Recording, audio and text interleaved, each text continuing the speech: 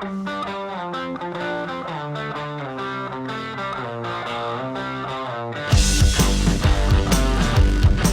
we've been in and out of the studio all year. I mean, we are just kind of like taking our time with the next album, you know.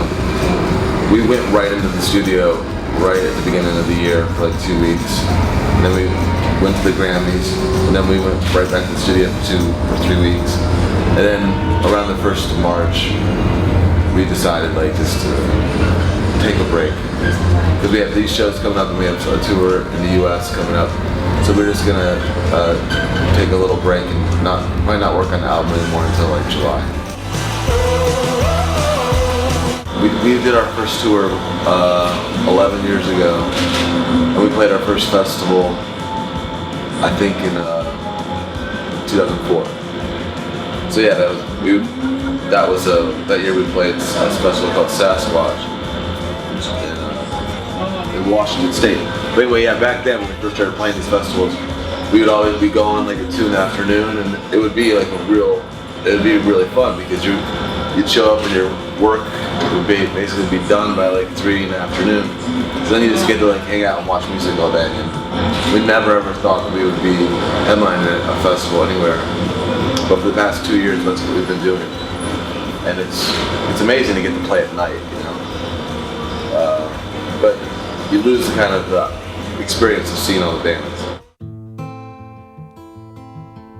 Looking back at like, you know, everything we've been through, I do kind of miss some of the aspects of touring and what it was like early on, you know, like because everything was a mystery, you know, making music and recording it, just being able to get like something that sounded remotely good, like was really rewarding, you know, just those little tiny things.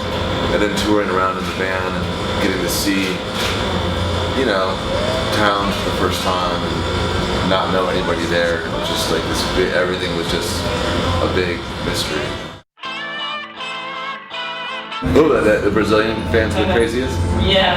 I've heard that, but I mean, I don't know. I've never been to Brazil until now. Is that the first time? But Nathan from the Kings of Leon told me right before we left that the fans here are the best. Yeah, the first time you meet,